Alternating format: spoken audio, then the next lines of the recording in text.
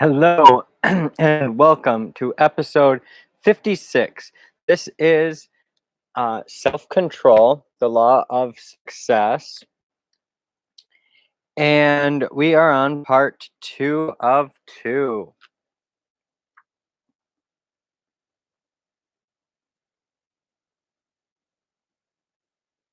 To watch a person who has acquired the art of successful negotiation is a liberal education within itself.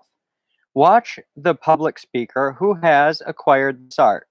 Notice the firmness of his step as he mounts the platform. Observe the firmness of his voice as he begins to speak.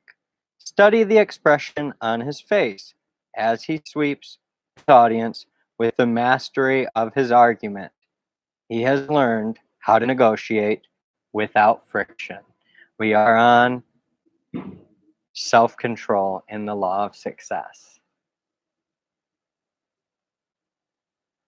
Watch the physician who has acquired this art as he walks into the sick room and greets his patient with a smile. His, his bearing, the tone of his voice, the look of assurance on his face, all mark him as one who has acquired the art of successful negotiation, and the patient begins to feel better the moment he enters the sick room. Watch the foreman of the works who has acquired this art, and observe how his very presence spurs his men to greater effort and inspires them with confidence and enthusiasm.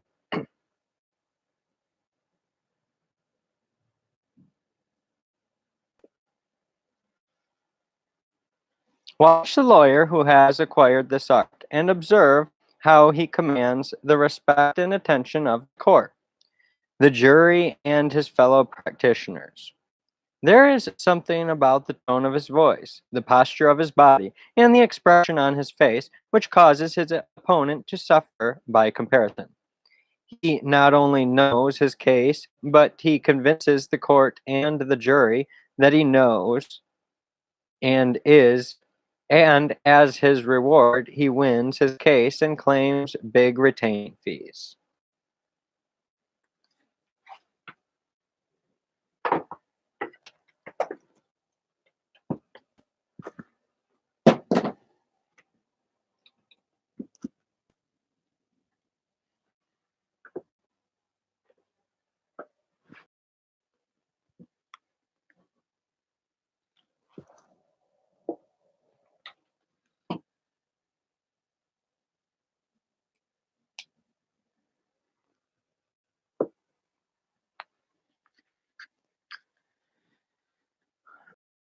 All of this is predicated upon self control. And self control is the result of thought control. Deliberately place in your own mind the sort of thoughts that you desire there, and keep out of your mind those thoughts which others place there through suggestion, and you will become a person of self control. This privilege of stimulating your mind with suggestions and thoughts of your own choosing is your own prerogative power that the divine providence gave you. And if you will exercise this holy right, there is nothing within the bounds of reason that you cannot attain. Losing your temper, and with it your case or your argument or your sale, marks you as one who has not yet familiarized himself with the fundamentals upon which self control is based. And the chief one of these fundamentals is the privilege of choosing the thoughts that dominate the mind. A student in one of my classes once asked how one went about controlling one's thoughts when in a state of intense anger. And I replied, in exactly the same way that you would change your manner and the tone of your voice if you were in a heated argument with a member of your family and heard the doorbell ring, warning you that company was about to visit you. You would control yourself because you would desire to do so. If you have ever been in a similar predicament, where you found it necessary to cover up your real feelings and change the expression on your face quickly, you know how easily it can be done, and you also know that it can be done because one wants to do it. Back of all achievement, back of all self control, back of all thought control, is that magic something called desire. It is no misstatement of fact to say that you are limited only by the depth of your desires. When your desires are strong enough, you will appear to possess superhuman powers to achieve. No one has ever explained the strange phenomenon of the mind, and perhaps no one ever will explain it. But if you doubt that it exists, you have but to experiment and be convinced. If you were in a building that was on fire and all the doors and windows were locked, the chances are that you would develop sufficient strength with which to break down the average door because of your intense desire to free yourself. If you desire to acquire the art of successful negotiation, as you undoubtedly will when you understand its significance in relation to your achievement of your definite chief aim, you will do so providing your desire is intense enough. Napoleon desired to become Emperor of France and did rule. Lincoln desired to free the slaves, and he accomplished it.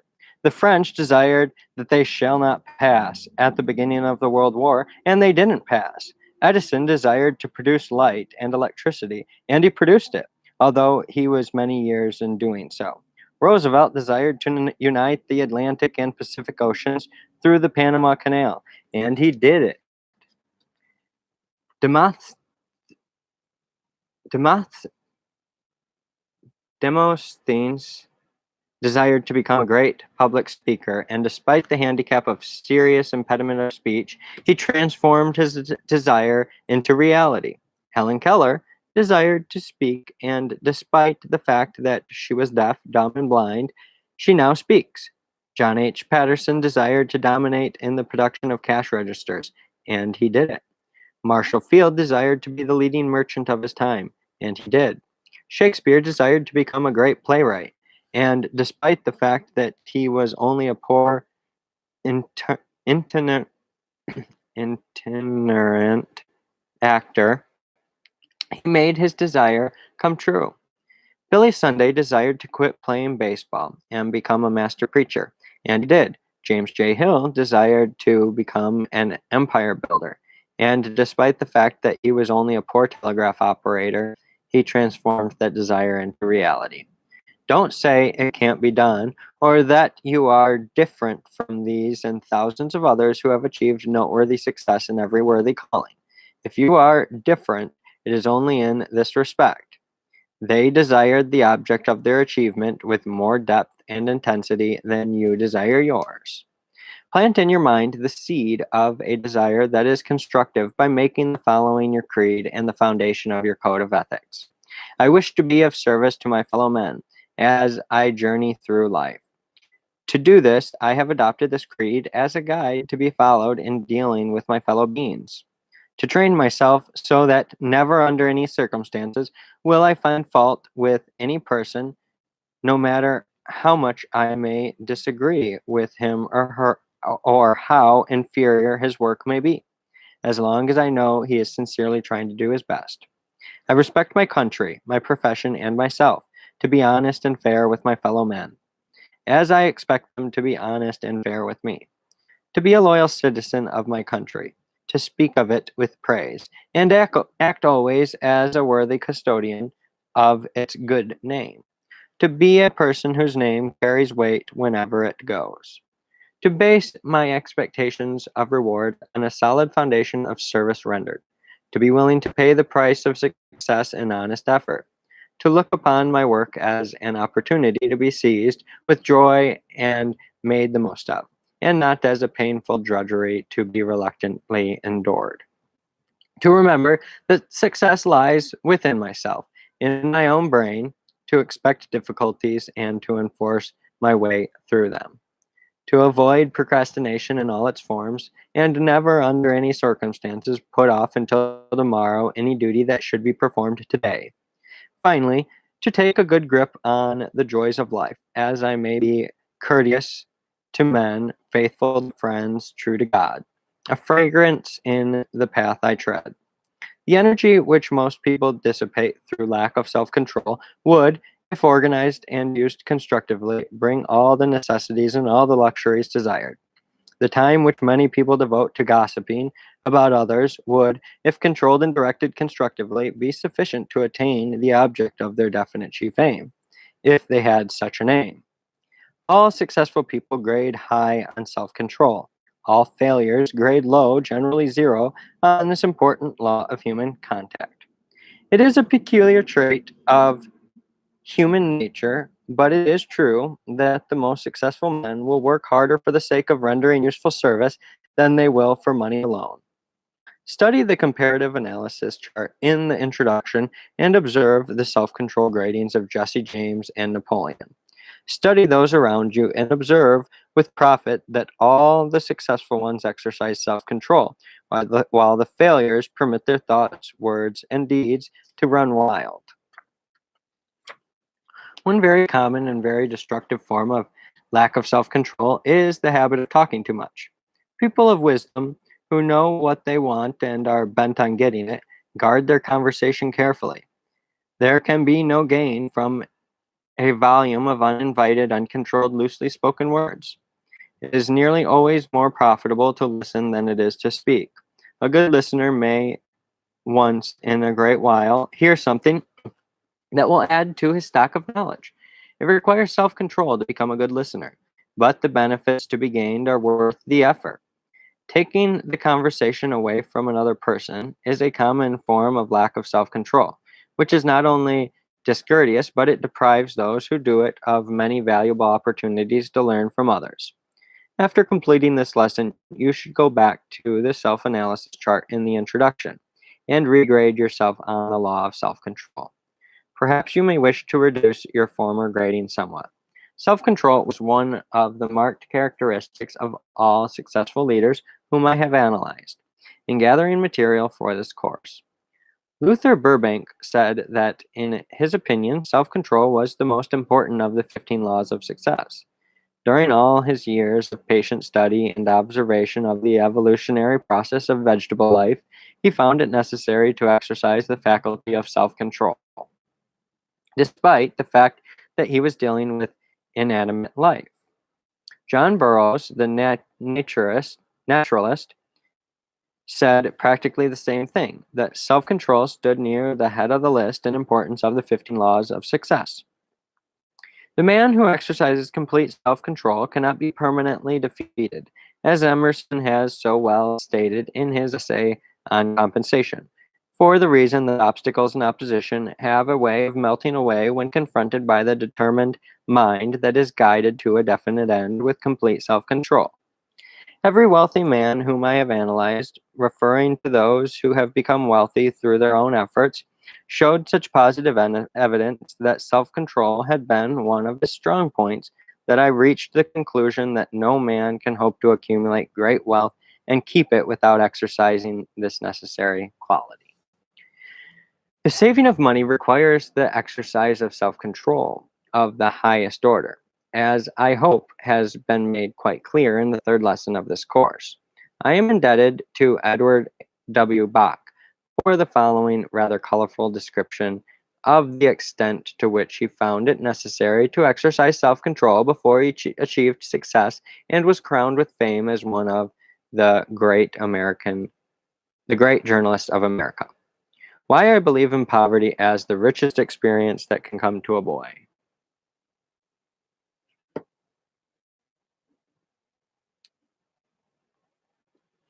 I make my living trying to edit the Ladies' Home Journal, and because the public has been most generous in its acceptance of that periodical, a share of that success has logically come to me. Hence, a number of my very good readers cherish an opinion that often I have been tempted to correct, a temptation to which I now yield. My correspondents express the convention variously, but this extract from a letter is a fair sample. It is all very easy for you to preach economy to us when you do not know the necessity for it. To tell us how, as for example, in my own case, we must live within my husband's income of $800 a year, when you have never known what it is to live on less than thousands. Has it occurred to you, born with the proverbial spoon in your mouth, that theoretical writing is pretty cold and futile compared to the actual hand to mouth struggle that so many of us live day by day and year in and year out? An experience that you know not of? An experience that you know not of. Now, how far do the facts square with this statement? Whether or not I was born with the proverbial spoon in my mouth, I cannot say. It is true that I was born of well to do parents, but when I was 6 years old, my father lost all his means and faced life at 45 in a strange country without even necessaries. There are men and their wives who know what that means for a man to try to come back at 45 and in a strange country. I had the handicap of not knowing one word of English language. I went to public school and learned what I could, and sparse morsels they were. The boys were cruel, as boys are. The teachers were impatient, as tired teachers are. My father could not find his place in the world. My mother, who had always had servants at her beck and call, faced the problems of housekeeping that she had never learned nor been taught, and there was no money. So after school hours, my brother and I went home, but not to play. After school hours meant for us to help a mother who daily grew more frail under the burdens that she could not carry. Not for days, but for years. We two boys got up in the gray, cold winter dawn when the beds feel so warm to growing boys, and we sifted the coal ashes of the day before the fire for a stray lump or two of unburned coal, and with that we had or could find, and with what we had or could find, we made the fire and warmed up the room.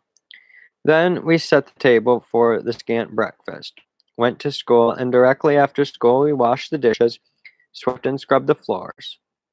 Living in a three-family tenement, each third week meant that we scrubbed the entire 3 flights of stairs from the third floor to the first, as well as the doorsteps and the sidewalk outside. The latter work was the hardest, for we did it on Saturdays, with the boys of the neighborhood looking on none too kindly. So we did it to the echo of the crack of the ball and bat in the adjoining lot. In the evening, when the other boys could sit by the lamp or study their lessons, we two boys went out with a basket and picked up wood and coal in the adjoining lots, or went after the dozen or so pieces of coal left from the ton of coal put in that afternoon by one of the neighbors, with the spot hungrily fixed in mind by one of us during the day, hoping that the man who carried in the coal might not be too careful in picking up the stray lumps. An experience that you know not of, don't I? Our doubts are traitors, and make us lose the ground we oft might win by fearing to attempt. Shakespeare. At 10 years of age, I got my first job washing the windows of a baker's shop at 50 cents a week. In a week or two, I was allowed to sell bread and cakes behind the counter after school hours for $1 a week, handing out freshly baked cakes and warm, delicious smelling bread, when scarcely a crumb had passed my mouth that day. Then, on Saturday mornings, I served a route for a weekly paper and sold my remaining stock on the street. It meant from 60 to 70 cents for that day's work. I lived in Brooklyn, New York.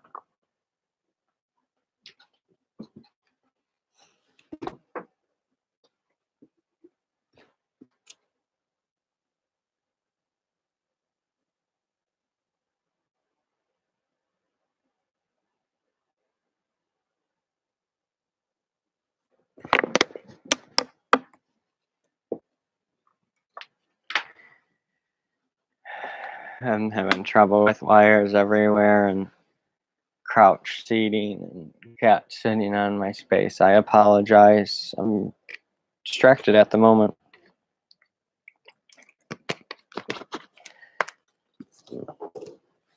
Self-control can be really hard when there are frustrations. I mean, this podcast at times is a nightmare to get working properly. It's like right now, I've got 58 event logs saying that there are issues with the one live stream and then other things aren't working, but you just got to roll with the punches because there's nothing you can do.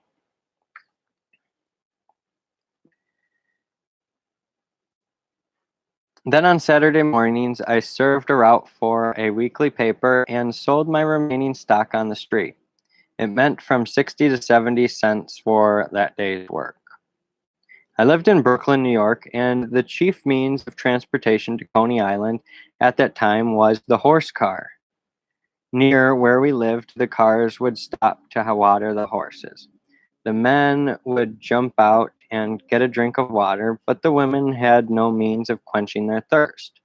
Seeing this lack, I got a pail, filled it with water and a bit of ice, and with a glass jumped on each car on Saturday afternoon and all day Sunday, and sold my wares at a cent a glass. And when competition came, it did very quickly when other boys saw that a Sunday's work meant $2 or $3. I squeezed a lemon or two in my pail. My liquid became lemonade, and my price 2 cents a glass. And Sunday meant $5 to me. Then, in turn, I became a reporter during the evenings, an office boy daytimes, and learned stenography at midnight.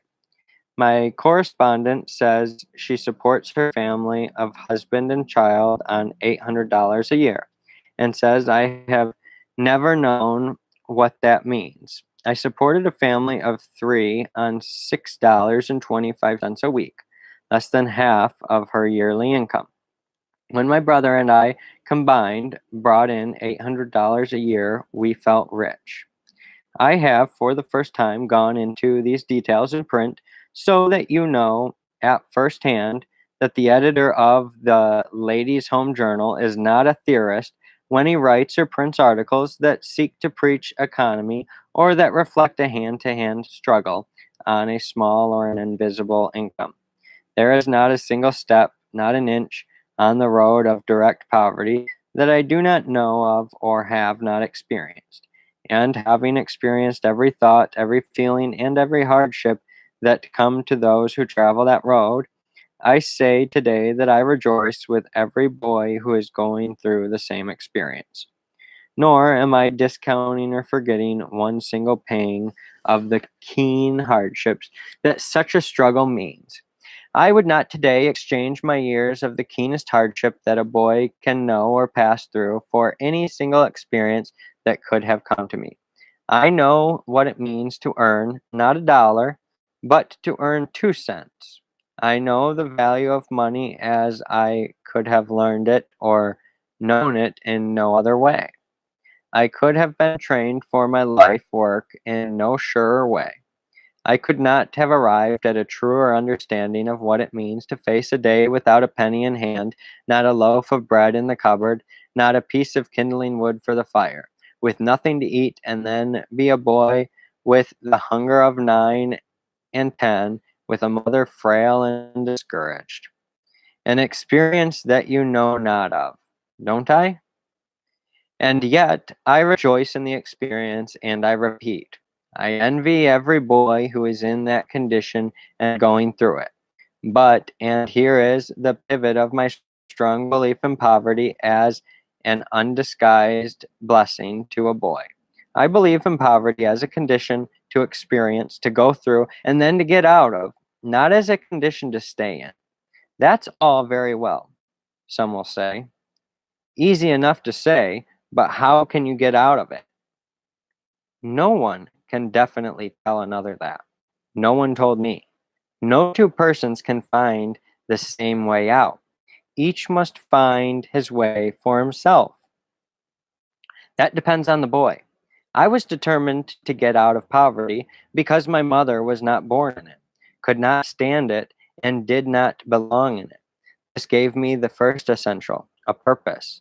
Then I backed up the purpose with effort and willingness to work at anything that came my way, no matter what it was, so long as it meant the way out. I did not pick and choose. I took what came and did it in the best way I knew of. And when I didn't like what I was doing, I still did it well while I was doing it. But I saw it to it that I didn't do it any longer than I had to do it. I used every rung in the ladder as I rung to the one above. It meant effort, but out of the effort and the work came the experience, the upbuilding, the development, the capacity to understand and sympathize, the greatest heritage that can come to a boy. And nothing in the world can give that to a boy, so that it will burn into him as will poverty. That is why I believe so strongly in poverty, the greatest blessing in the way of the deepest and fullest experience that can come to a boy. But as I repeat, always a condition to work out of, not to stay in.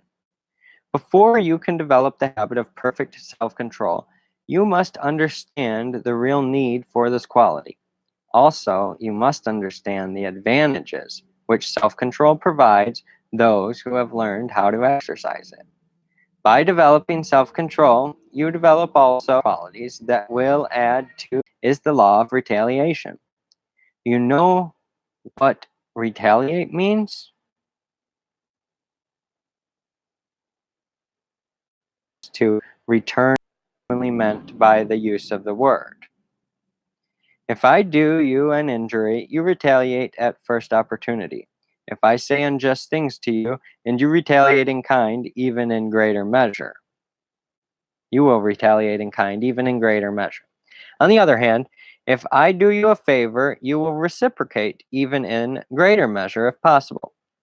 Through the proper use of this law, I can get you to do whatever I wish you to do. If I wish you to dislike me and to lend your influence toward damaging me, I can accomplish this result by inflicting upon you the sort of treatment that I want you to inflict upon me through retaliation. If I wish your respect, your friendship, and your cooperation, I can get these by extending to you my friendship and cooperation. On these statements, I know that we are together. You can compare these statements with your own experience, and you will see how beautifully they harmonize. How often have you heard this remark? What a wonderful personality that person has. How often have you met people whose personality you coveted? The man who attracts you to him through his pleasing personality is merely making use of the law of harmonious attraction, or the law of retaliation, both of which, when analyzed, means that like attracts like. If you will study, understand, and make intelligent use of the law of retaliation, you will be an efficient and successful salesman. When you have mastered this simple law and learned how to use it, you will have learned all that can be learned about salesmanship. The first and probably the most important step to be taken in mastering this law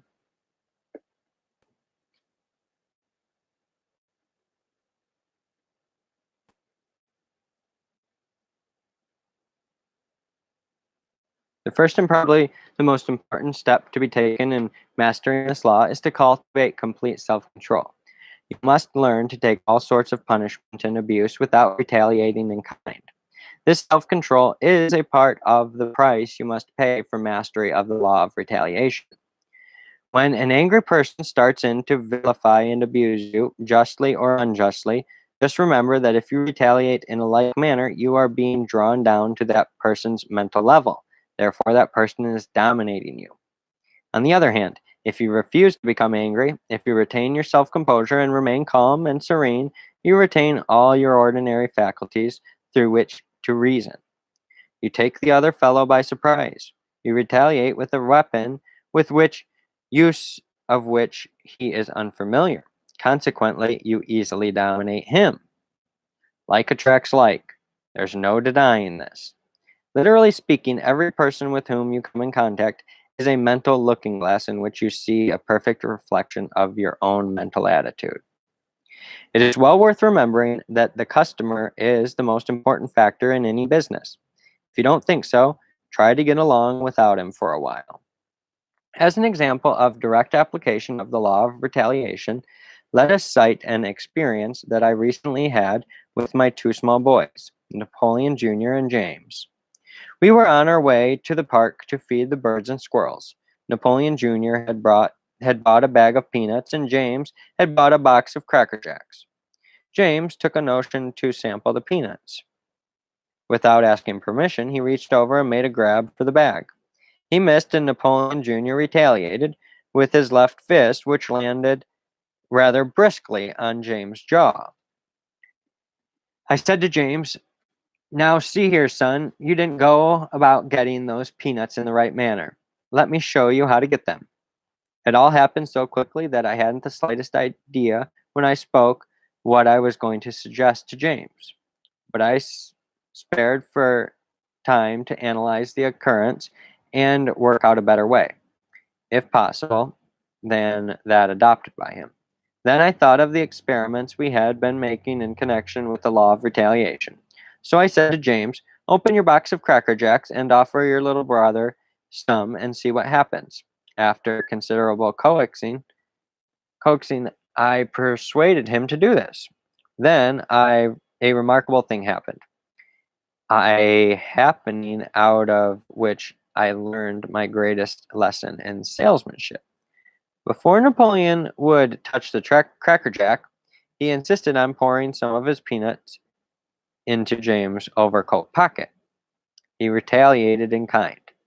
Out of this simple experiment with two small boys, I learned more about the art of managing them than I could have learned in any other manner. Incidentally, my boys are beginning to learn how to manipulate this law of retaliation, which saves them many a physical combat. None of us have advanced far beyond Napoleon Jr. and James as far as the operation and influence of the law of retaliation is concerned. We are all just grown up children and easily influenced through this principle. The habit of retaliating in kind is so universally practiced among us that we can properly call this habit the law of retaliation.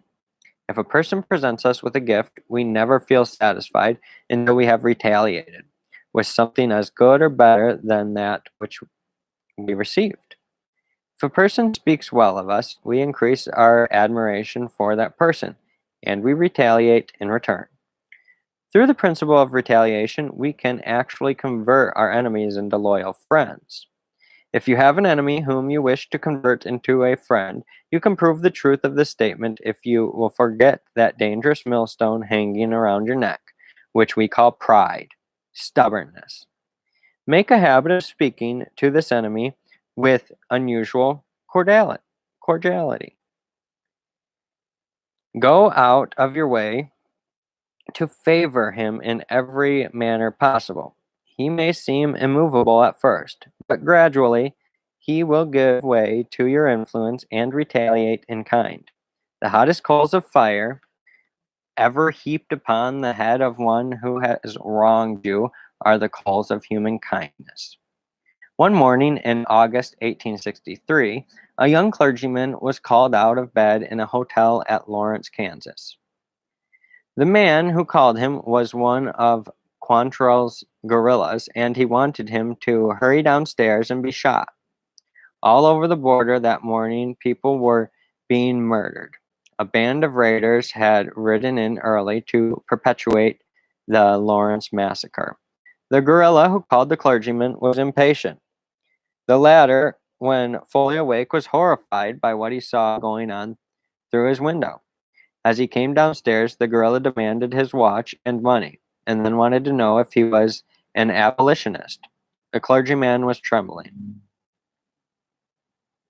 but he decided that if he was to die, and there it would not be with a lie on his lips. So he said that he was, and followed up the admission with a remark that immediately turned the whole affair into another channel.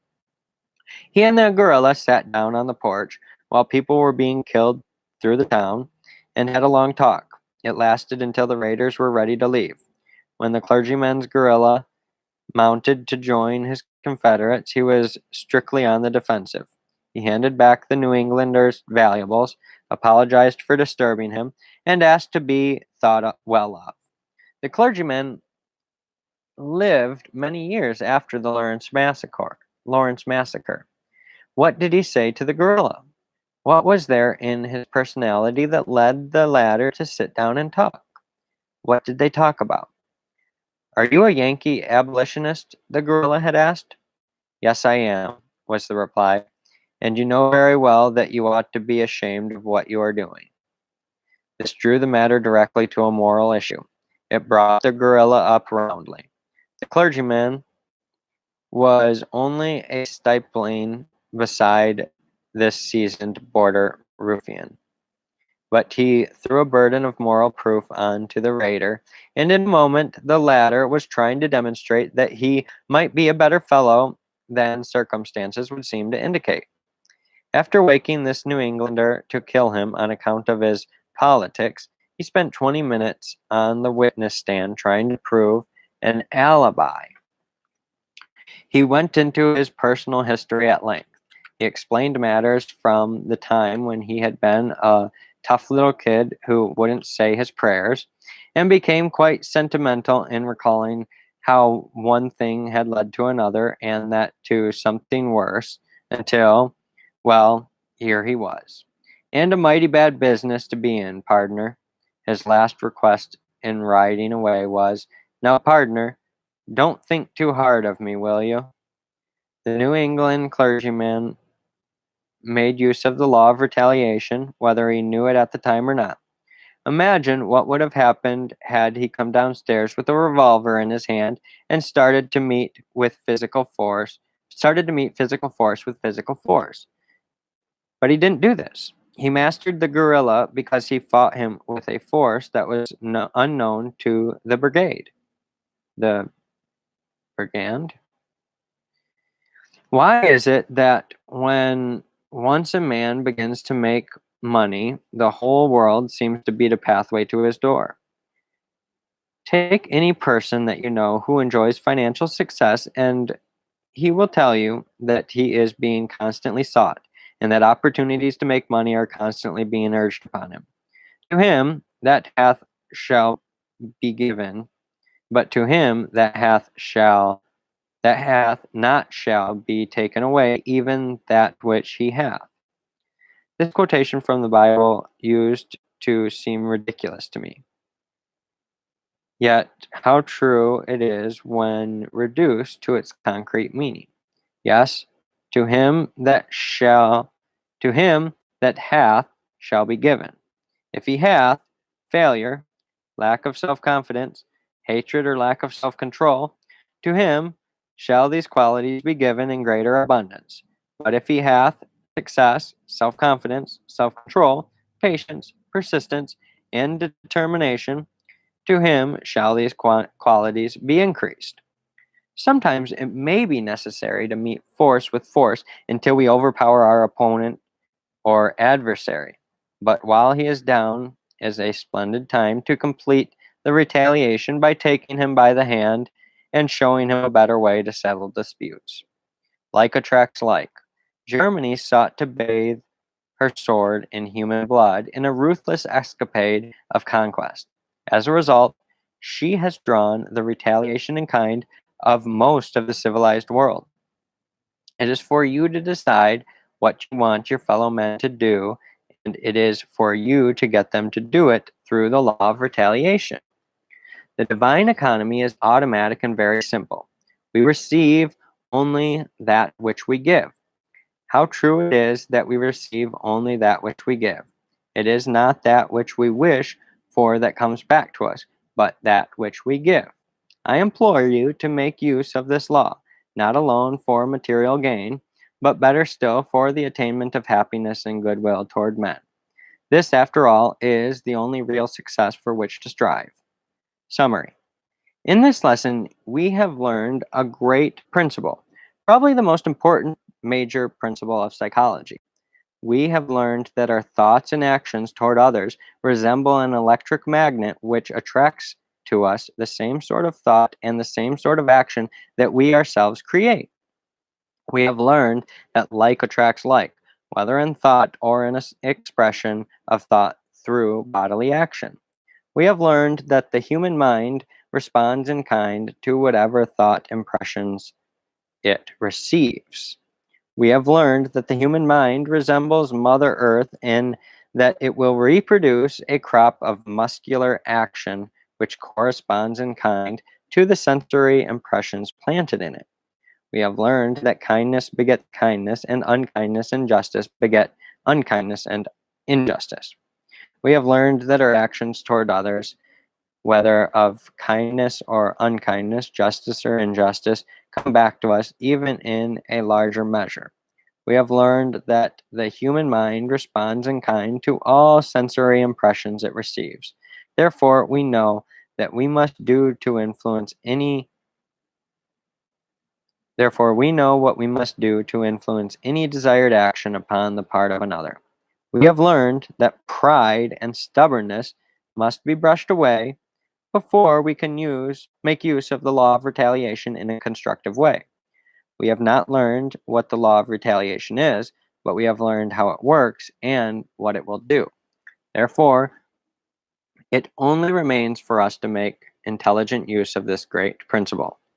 You are now ready to proceed with Lesson 7, where you will find other laws which harmonize perfectly with those described in this lesson on self-control.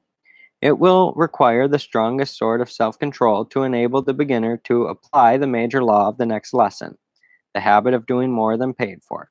But the experience will show you that the development of such control is more than justified by the results growing out of such discipline. If you are successful, remember that somewhere, sometime, someone gave you a lift or an idea that started you in the right direction. Remember also that you are indebted to life until you help some less fortunate person, just as you were helped. A good hearty laugh is worth 10,000 groans and 1,000,000 sighs in any market on earth.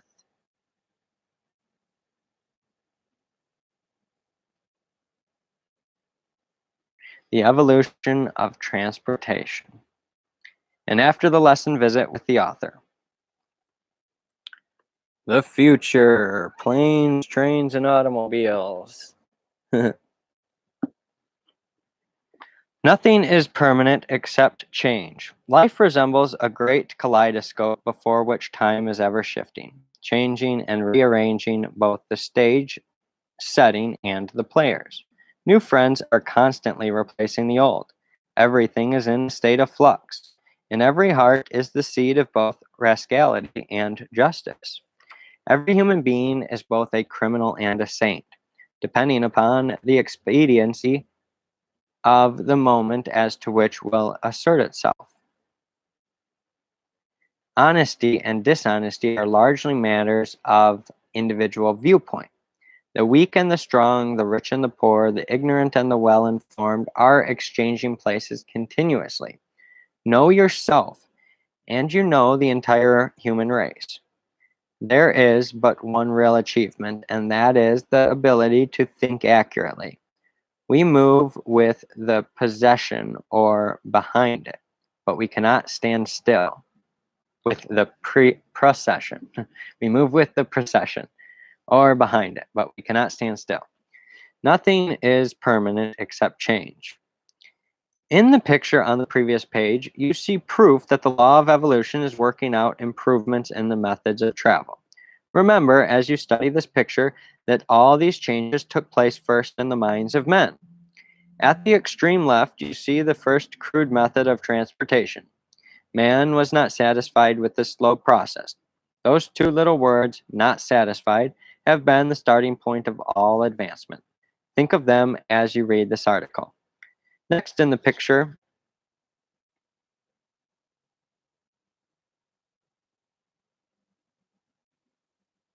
the first is a slave pulling something, pulling a person, I guess.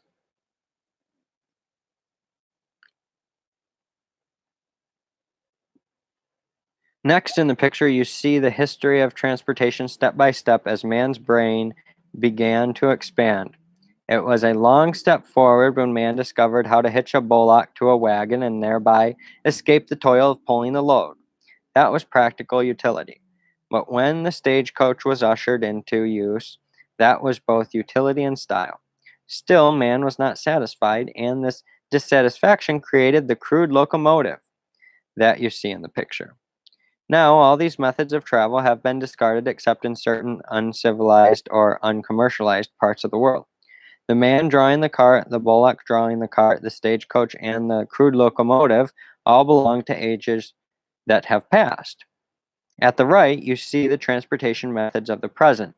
Compare them with those of the past, and you may have a fair idea of the enormous expansion that has taken place in the brain and mind of man. Man now moves more rapidly than in the past. From the first type of locomotive, there has been evolved a more powerful machine capable of hauling 100 cars of freight, compared with the one small light car that could be drawn with the original. Automobiles that travel at the speed of 75 miles an hour are now as common as were the two-wheel carts in past ages. Moreover, they are within the means of all who want them. And still, man's mind was not satisfied. Travel on the earth was too slow. Turning his eyes upward, he watched the birds soaring high in the elements and became determined to excel them. Study also the word determined, for whatever man becomes determined to do, man does. Within the brief period of 15 years, man mastered the air and now travels in the airplane at the rate of 150 miles an hour. This was 90 years ago.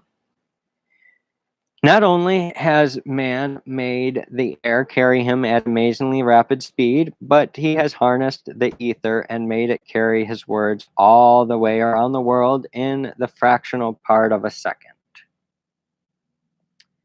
Like with your phone and Facebook and all that. We have been describing the past and the present. At the bottom of the picture, we may see the next step forward that man will take in methods of travel, a machine that will fly in the air, run on the ground, and swim in the water, at the discretion of man. The purpose of this essay and the picture is to provide food for thought. Any influence that causes one to think causes one also to grow stronger mentally. Mind stimulants are essential for growth. From the days of the man drawn cart to the present days of the air mastery, the only progress that any man has made has been the result of some influence that stimulated his mind to greater than normal action. The two major influences that cause the mind of man to grow are the urge of necessity and the urge of desire to create. Some minds develop only after they have undergone failure and defeat and other forms of punishment which arouse them to greater action. Other minds wither away and die under punishment, but grow to unbelievable heights when provided with the opportunity to use their imaginative forces in a creative way. Study the picture of the evolution of transportation, and you will observe one outstanding fact worth remembering, namely that the whole story has been one of development and advancement that grew out of necessity. The entire period described in the picture as the past was one wherein the urge was that of necessity. And the period described in the picture above as the present, the urge has been a combination of both necessity and the desire to create. The period described as the future will be one in which the strong desire to create will be the sole urge that will drive man's mind on and on to heights as yet undreamed of. It is a long distance from the days of the man-drawn cart to the present, when man was harnessed the lightning of the clouds. When man has harnessed the lightning of the clouds and made it turn machinery that will perform as much service in a minute as 10,000 men could perform in a day. But if the distance has been long, the development of man's mind has been correspondingly great, and the development has been sufficient to eventually do the work of the world with machines operated by nature's forces and not by man's muscles. The evolutionary changes in the methods of transportation have created other problems for man's mind to solve. The automobile drove man to build better roads and more of them. The automobile and the speedy locomotive combined have created dangerous crossings which claim thousands of lives annually. Man's mind must now respond to the urge of necessity and meet this emergency. Keep this essay and remember this prophecy. Within 5 years, every railroad crossing in this country will be amply protected against automobile accidents, and the automobile itself will manipulate the system that will do the protecting. A system that will be foolproof and effective, a system that will work whether the driver of the automobile is asleep or awake, drunk or sober. Come now for the brief glimpse at the machinery of the imagination of man as it works under the stimulant of desire to create. Some imaginative man, perhaps some fellow who never did anything, wrote of note, and who will never do anything worthwhile again, will create a system of railroad crossing protection that will be operated by the weight of the passing automobile. Within the required distance from the crossing, a platform, similar to the platform of a large freight scale, will cover an entire section of the roadway. As soon as the automobile mounts this platform, the weight of the machine will lower a gate, ring a gong, and flash a red light in front of the motorist. The gate will rise in 1 minute, allowing the motorist to pass over the track, thus forcing him to stop, look, and listen. If you have a highly imaginative mind,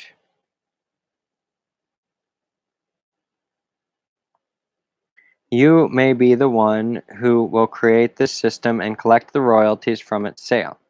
To be practical, the imaginative mind should be always on the alert for ways and means of diverting the waste motion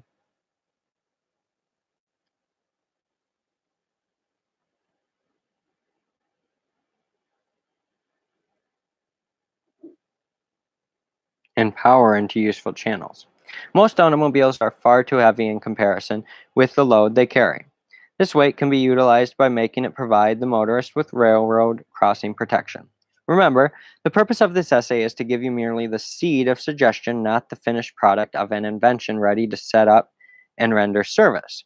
The value to you of this suggestion lies in the possibility of thought that you may devote to it, thereby developing and expanding your own mind. Study yourself and find out to which of the great major urges to action your mind responds most naturally, the urge of necessity or the desire to create. If you have children, study them and determine to which of these two motives they respond most naturally. Millions of children have had their imagination dwarfed and retarded by parents who removed as much as possible of the urge of necessity. By making it easy for your child, you may be depriving the world of genius. Bear in mind the fact that most of the progress that man has made came as the result of bitter, biting necessity. You need no proof that methods of transportation have undergone a continuous process of evolution. So marked has the change been that the old one-lung type of automobile now provokes a laugh wherever it is found on the street. The law of evolution is always and everywhere at work, changing, tearing down, and rebuilding every material element on this earth and throughout the universe. Towns, cities, and communities are undergoing constant change. Go back to the place where you lived 20 years ago, and you will recognize neither the place nor the people. New faces will have made their appearance. The old faces will have changed. New buildings will have taken the place of the old. Everything will appear differently because everything will be different. The human mind is also undergoing constant change. If this were not true, we would never grow beyond the child mind age. Every 7 years, the mind of a normal person becomes noticeably developed and expanded. It is during these periodical changes of the mind that bad habits may be left off or better habits cultivated. Fortunate for the human being that his mind is undergoing a continuous process of orderly change. The mind that is driven by the urge of necessity or out of love to create develops more rapidly than does the mind that is never stimulated to greater action than that which is necessary for existence. The imaginative faculty of the human mind is the greatest piece of machinery ever created. Out of it has come every man-made machine and every man-made object. Back of the great industries and railroads and banking houses and commercial enterprises is the all-powerful force of imagination. Force your mind to think. Proceed by combining old ideas into new plans. Every great invention and every outstanding building or industrial achievement that you can name is, in final analysis, but the application of a combination of plans and ideas that have been used before in some other manner. I have yet to find the first man who amounted to very much who had not the courage to assume responsibility for his own mistakes without being accused. Back of the beating hammer by which the steel is wrought, back of the workshop's clamor, the seeker may find the thought. The thought that is ever master of iron and steam and steel, that rises above disaster and tramples it under heel. The drudge may fret and tinker, or labor with lusty blows, but back of him stands the thinker, the clear-eyed man who knows. For into each plough a sabre, each piece and part and whole, must go the brains of labor, which gives the work a soul. Back of the motors humming, back of the bells that ring, back of the hammers drumming, back of the cranes that swing. There is the eye which scans them, watching through stress and strain. There is the mind which plans them, back of the brain. Might of the roaring boiler, force of the engine's thrust, strength of the sweating toiler, greatly in these we trust. But back of them stands the schemer, the thinker who drives things through. Back of the job, the dreamer, who's making the dream come true. 6 months or again, and you will observe how much to expand your mind so it can see and understand of trying to read every mistake made. Thank you. That was selfcontrol.com. I appreciate you. Have a good one.